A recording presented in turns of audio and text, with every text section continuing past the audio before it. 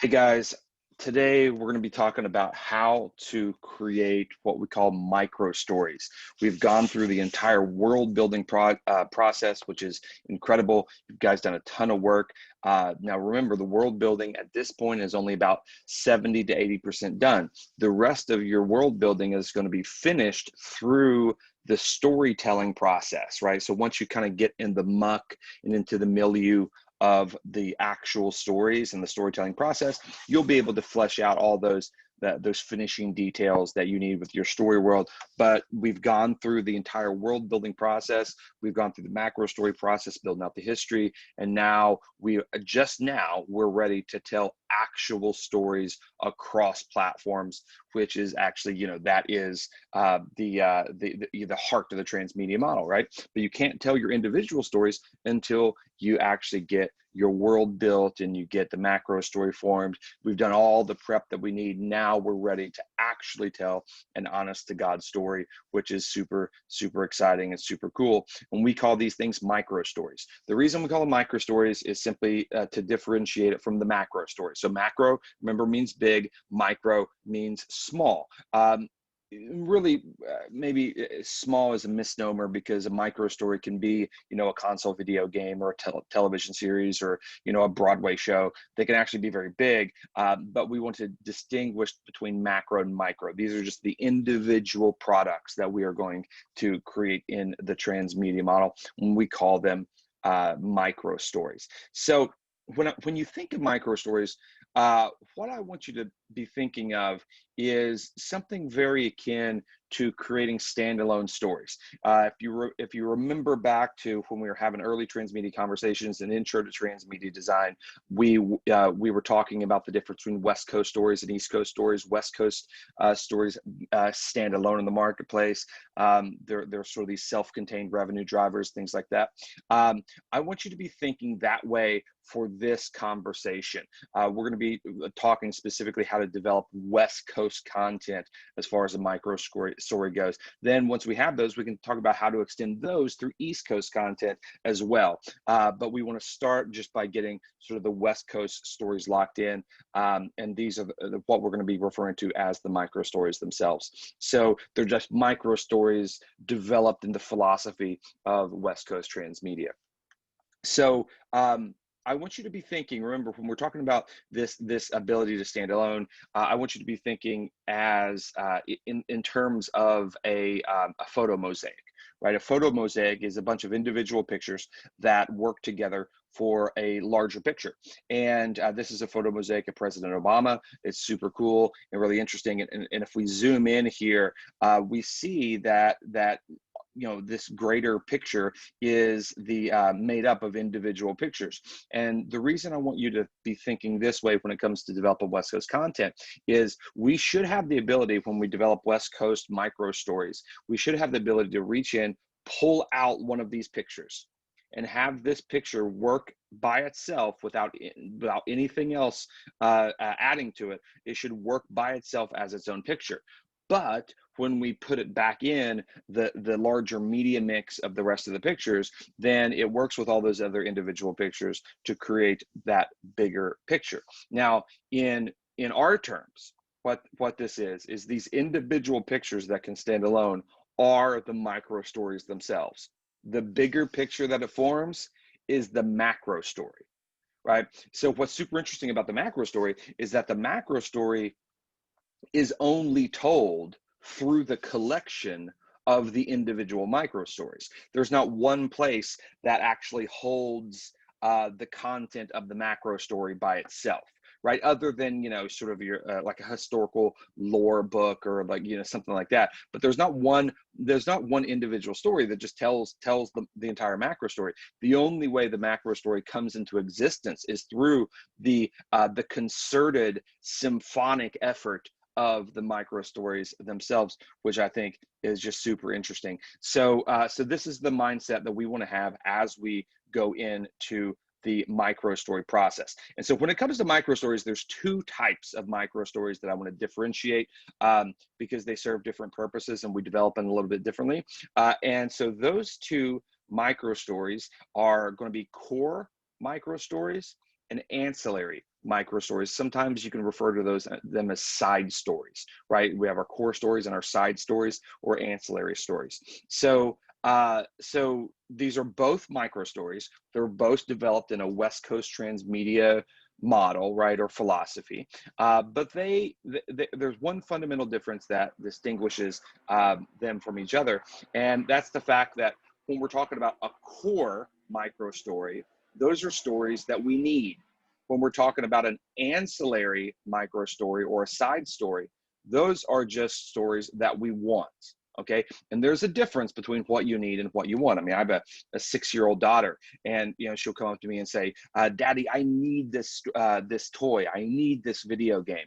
And I always have to say, no, that you don't need the video game. You don't need the toy. You want the toy. You want the video game, right? You need food to live.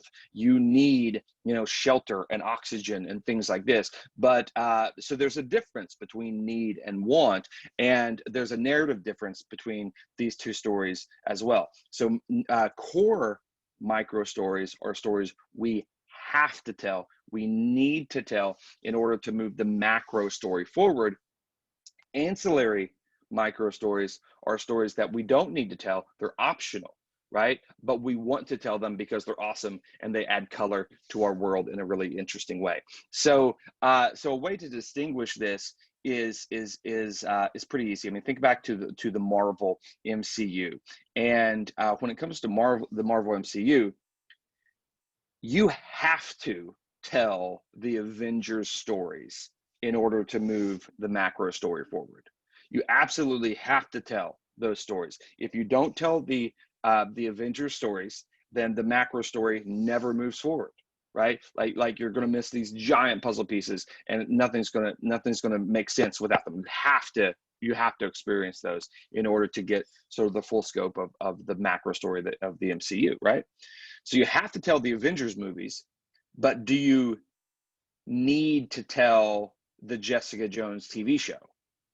No, you don't. You have to tell Avengers Infinity War, but do you need to tell the Punisher TV show? No. Does that mean that the Punisher TV show or the Jessica Jones TV show are some sort of like second tier? Not necessarily. You could have an ancillary story that actually is more financially successful and more popular than a core story. So this isn't sort of a value distinction between the two. All this distinction is for for stories that move the macro story forward and stories that don't move the macro story forward, but they're just there to sort of because it's just a good story and it adds some interesting color and some things that we're going to talk about later. So, but this is the core philosophical distinction between core micro stories and ancillary micro stories. So I want you to remember that one has to do with the macro story and the other doesn't, right? So let's start talking then about core micro stories. We absolutely have to tell these stories in order for the macro story to move forward. These are necessary. We can't get out of telling these stories in whatever platform that we want, right? So, but we have to tell them some way. So these are super important. So the first question then is, how do we know how to tell a core micro story? How do we know what these stories are? And if they're so essential and they're so critical, then we gotta, we better make sure that we don't screw up picking which ones are core and which ones aren't, right? So how do we know what's a core micro story and what's not? And how do we come up with these ideas? It's super, super, super easy. What we want to do is we want to go back to the macro story. So remember this chart from the macro story conversation, right? So these are our macro story beats. These are our individual story beats, and this collectively forms the macro story for us, right, as we build the history of our world. And so the monkey wrench is the thing that creates the high concept in our world. The inner bizarro world is the transition beat into the crazy world world of Act Two. The grande success is something that reflects that we're starting to get a hang of the high concept. The all in is when we accept it as the new normal. We know we're never going back. The venti failure, some tragic thing that happens in our world. Soapbox Revisited is when the world is in a depression, and we figure out how to find the moral courage to move forward. And then ultimately we have that epic showdown, which is that main event showdown, which determines whether the high concept stays or whether it leaves, right? So these are the events that work together to form these beats. So when we're looking for our core micro stories, what you do is you go back to the macro story and go back to these individual beats. And guess what? We're going to tell a story about each one. And those stories that we tell about each one will now collectively communicate the macro story, right? And necessarily move that macro story forward in a good way, right? So if you have if your monkey wrench is like in the Hunger Games, the thing that causes the Hunger Games is there's a rebellion or a civil war that happens that the capital has to squash, and as a punitive measure they then institute the Hunger Games in Act Two. But it's that rebellion that is the monkey wrench. We know that in the history of our macro story. That's right there in the monkey wrench beat of the macro story. That's in the history, that's in the lore. So when I'm looking for a core micro story to tell, I'm going to go to that monkey wrench and I'm going to now tell a story about it. I'm going to then tell a separate story about the Inner Bizarro world beat. The first time the Hunger Games, the very first Hunger Games, the first time they started taking kids from the, from the districts, right? I'm going to tell a story about when the capital was overthrown and the Hunger Games was ended in the main event showdown, right? I'm going to tell a story about these individual beats. And when this is the super cool thing is already, if you do your macro story right, you now start the individual storytelling process with 7 basic concepts, right? For stories, you know exactly what you need to communicate in order to move that macro story forward. We're just going to figure out how to tell an individual story about each one. So you go to a beat, right? You understand the goal of what you need to communicate. That's the macro beat that you need to communicate. And then here's what you do. All you do is you need to then ask yourself, whose story are you telling?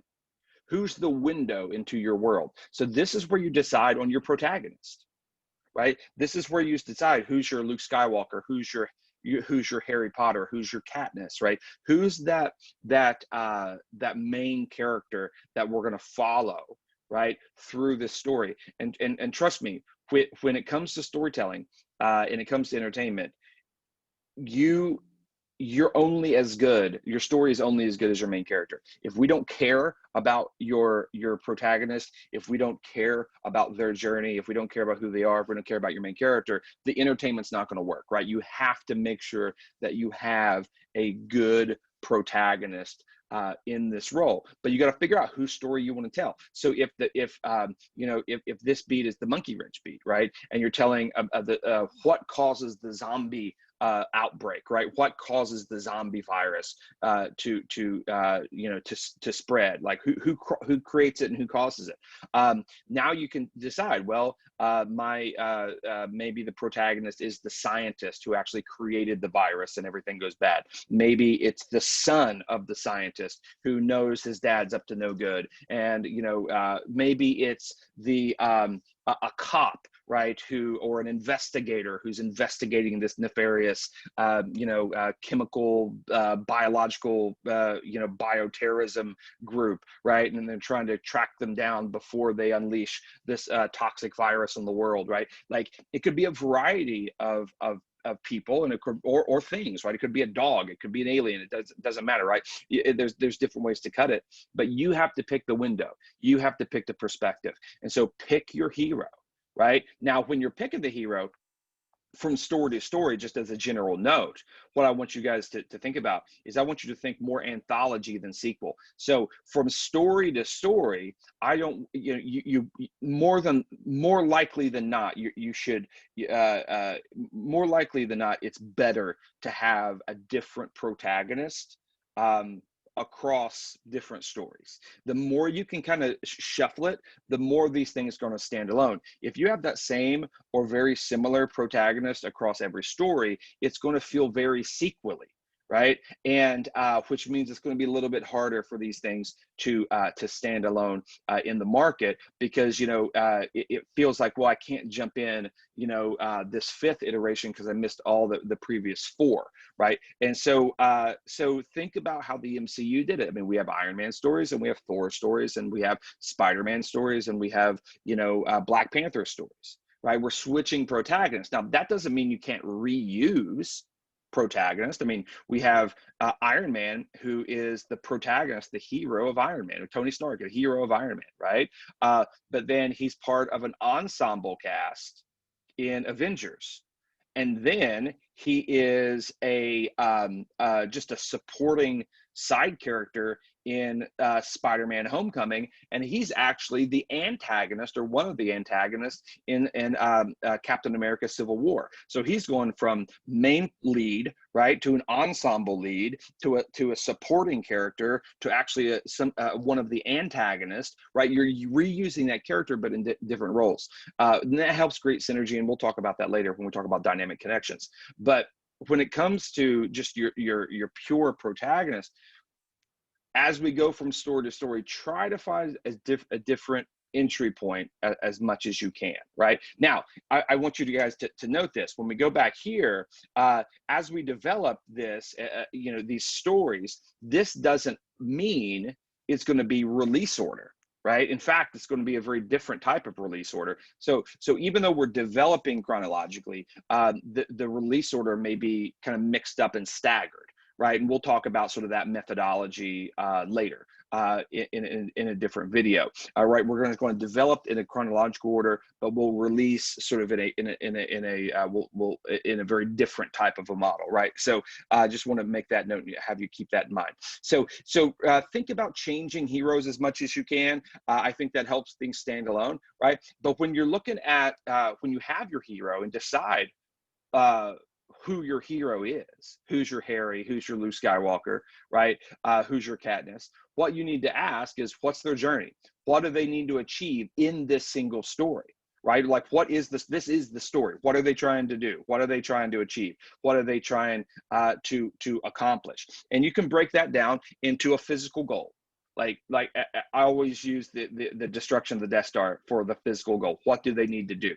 They need to survive the Hunger Games. They need to destroy the Death Star. They need to, in Taken, he needs to get his daughter back.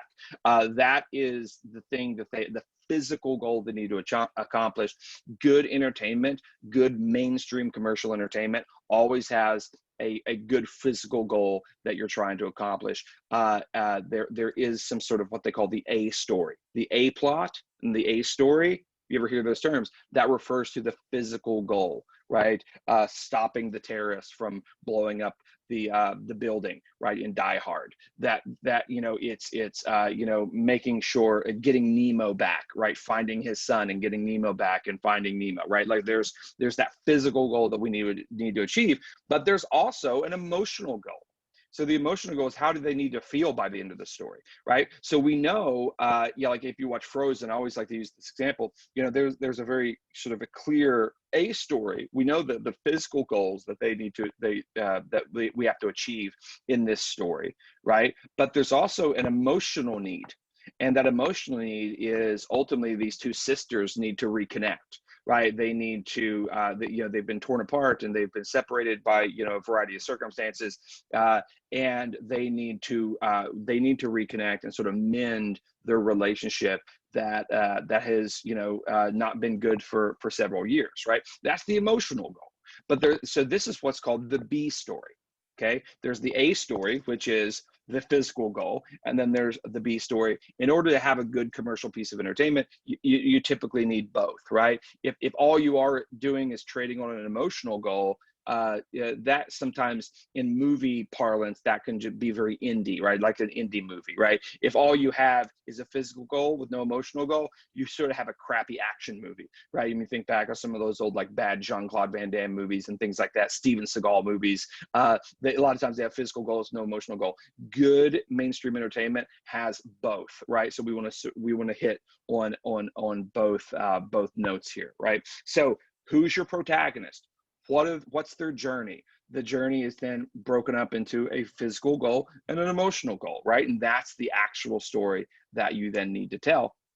And then what you want to do is you want to ask yourself, what's the platform and what's the medium? Once you now understand the story and what the story is, now we got to figure out how to tell it, right? And this is sort of the heart of the transmedia model. How do we diversify this across platform, right? And it's not just video games, it's not just movies, it's not just books, right? Now we need to make those decisions of the different mediums and platforms that are out there. Now, in Intro to Transmedia design, and when you're starting to talk about this, a lot of times platform and medium, they're used synonymously, right? Medium is platform, platform is a medium. But now I want to split the hair and begin to nuance that a little bit, because I do think there's a distinction between platform and medium that I think is valuable. So when we're talking about medium is the artistic style used to create the story. Okay, medium is the artistic style used to create the story.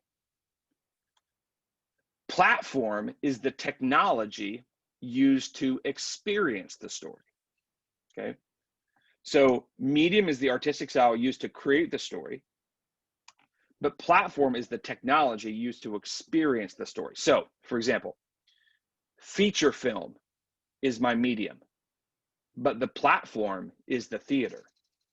Feature film is the medium, but the platform is a phone. Feature film is the medium, but the platform is an iPad, right? It depends how we're experiencing it. A novel is my medium, but the platform is a printed book, or the novel is the medium and the platform is the Kindle.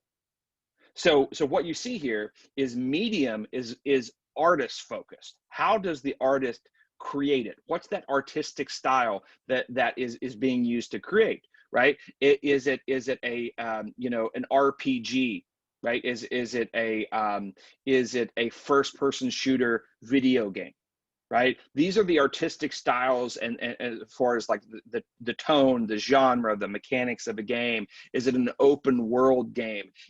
What is it? And what's that artistic style? But then just because you create it in a way doesn't mean necessarily you have to release it and produce it in some obvious ways, right? So medium always focuses on how the artist created this. So my medium is a poem. My medium is a comic book, right? My medium is a short film, right? But then the platform is always audience focused. So medium focuses on how the artist creates the story, but platform is always focused on how the audience experiences the story. So if I create a poem, if I write a poem, poetry is my medium, right? But now I have to decide on the platform. How are you going to experience that poem? Maybe I publish it in an anthology of poetry. Then medium is the poem and printed book is the platform. Or what if I post the poem on Instagram? Now medium is my poem and Instagram is that platform, right? Or what if I take my poem and then I tattoo it on myself, right? All of a sudden, the medium is poetry, but my arm is the platform. So there's a distinction to be made, right? So you can have a feature film, or say a television series, episodic series, right? If you develop a 1 hour drama that's episodic, the medium is 1 hour episodic drama. That's the medium. But what's the platform? Well, I could, have it on broadcast TV, right? So the television is the platform, or get, you know, Netflix or Amazon, right? Maybe the computer is the platform. But is it possible to create a 1 hour episodic drama and actually book movie theaters, one episode a week for 10 weeks? Sure.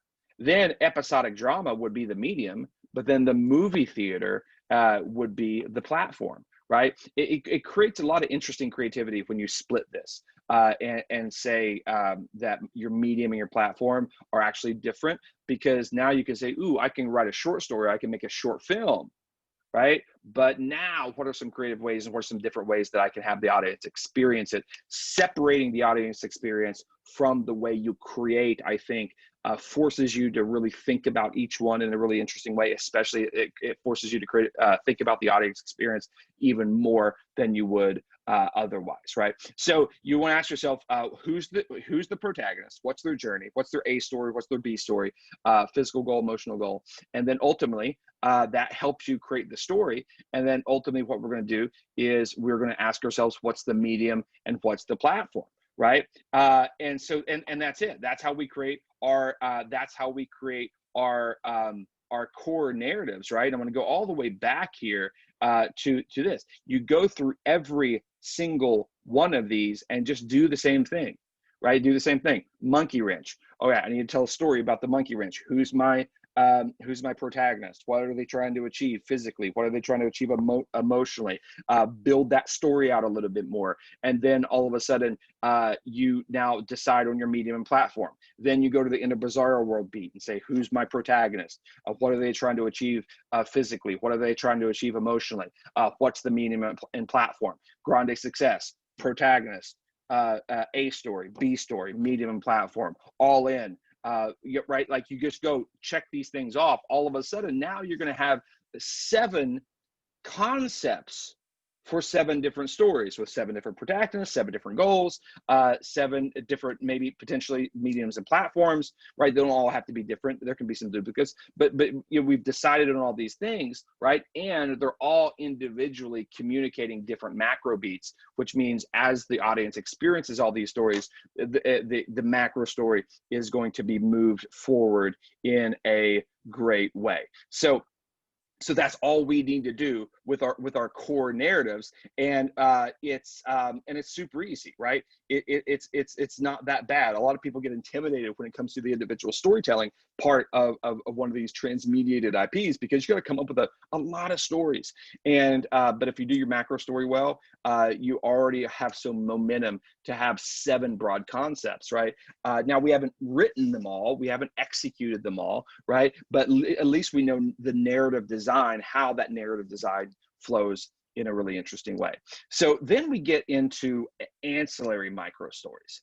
Okay, ancillary micro stories. So these are the stories that we don't have to tell. Remember, we just want to tell because they're awesome and they add color to the world, right? They give us, you know, they explore different parts of the world. They really give us some unique you know, people to explore. It's not focused on the macro story. We're just kind of doing some different things here, adding color to the world. And so how do we come up with these stories? Listen, these stories can take place anywhere you want on the macro story timeline. Now, obviously the macro beats have to be in a certain part of the timeline because they deal with the macro beats, right? So the core narratives have to take part in a very specific place on the timeline because they're tied down to the macro beats. An ancillary micro story you can put anywhere you want in the timeline, right? So if you want to explore more in Act 1, you know, outside of just that one monkey wrench story, feel free to put as many ancillary micro stories in Act 1 as you want, right? If you want to explore more in Act 3 outside of just the Soapbox Revisited and the main event showdown, feel free. You know, just build as many ancillary micro stories as you want in there, right? That you can put them anywhere. Extreme flexibility when it comes to placing ancillary micro stories in that story world, right? And you're just exploring stories that are fun, that give you a different aspect of some different characters, right? And I think here one of the things that you can do, a tactic that you can use, if you recall back to the Intro to Transmedia Design class, is using what we call plots for inspiration, right? To help with the volume problem, to help with the problem of just coming up with more stories. And so what a plot for inspiration is that fun game where we lift the plot out of its story world and we place it into our story world, and just see we see what happens, right? So this is where we take, say a movie like Jaws, and we say, okay, I'm gonna lift the plot of Jaws out of the Jaws story world of Amity Island, and I'm gonna put it in the Old West. Now, what does that look like? Well, it's not gonna be a shark because we're in some sort of desert town, right? And so if it's not a shark, maybe it's a giant rabid bear. Maybe it's a pack of wolves. Maybe it's a giant worms that come out of the desert like Tremors, right? But let's say it's a giant bear. If it's a giant bear that is killing people in this small desert community, and then you have a sheriff who has to go out with his gun into the surrounding wilderness and hunt down this giant rabid bear in order to keep his town safe, like straight Revenant style, right? That's a super interesting story. Does it move the macro story forward? Not necessarily, right? But it just seems like a cool story to tell if my story world is an Old West story world, right? I'm going to do the same thing to it. I'm going to make sure that I understand my A story, I understand my B story, my protagonist, right? Medium and platform, right? Is this a video game? Is it a movie? Things like that.